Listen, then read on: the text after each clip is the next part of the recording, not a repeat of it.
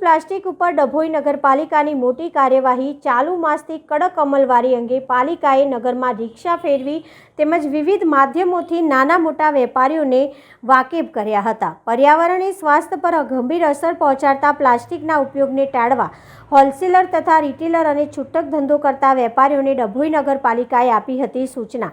ગાયત્રી કોમ્પ્લેક્સમાંથી ઝડપાયો મોટો જથ્થો અંદાજે 400 કિલો પ્લાસ્ટિક પાલિકાએ જપ્ત કર્યું છે। ચા અને પાણીના કપ પાલિકાએ કર્યા જપ્ત। અંદાજે 1 લાખનો મુદ્દામાલ જપ્ત કરવામાં આવ્યો। સરકારે ભારતમાં સિંગલ યુઝ પ્લાસ્ટિક પર લાદ્યો છે પ્રતિબંધ।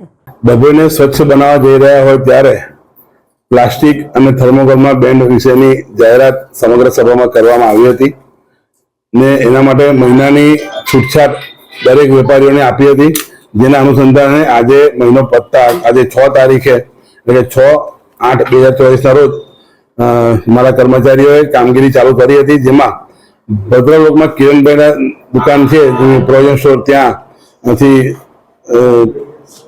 સામાન જપ્ત કર્યો હતો। થર્મોકોલની ડીશોનું જપ્ત કર્યું હતું। કેડી પેટ્રોલ પંપેથી જપ્ત કર્યું હતું। પાર્વતીનગર સોસાયટીમાં વેફરવાળા છે ત્યાંથી જપ્ત કર્યું હતું। સાથે સાથે ફાયર સ્ટેશનની પાછળ ગોડાઉન એક જિગ્નેશભાઈ શાહ કરી છે, એનું ગોડાઉન છે, હોલસેલના વેપારી છે, તેમનું બી સામાન 200 કિલો જેવો જપ્ત કર્યો હતો ને ટોટલ થઈને 29,500 જેટલો દંડ કરવામાં આવ્યો હતો।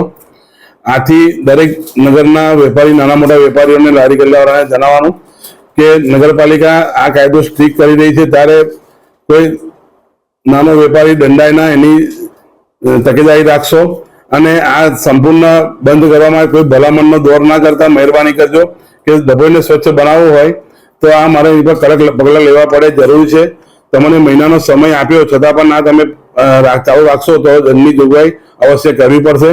હજુ કેટલી જગ્યાએ જોઈ રહ્યું છે કે પ્લાસ્ટિકના ચાના કપ પોતાના કર્મચારીઓ, સ્ટાફના કર્મચારીઓ પીવા માટે દુકાનોમાં મૂકી રાખે છે।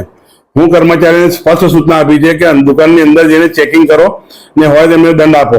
એટલે મહેરબાની કરીને એનો વેચાણ કે એનો વપરાશ બંધ કરો, જેથી કરીને ડભોઈ નગર સ્વચ્છ બને।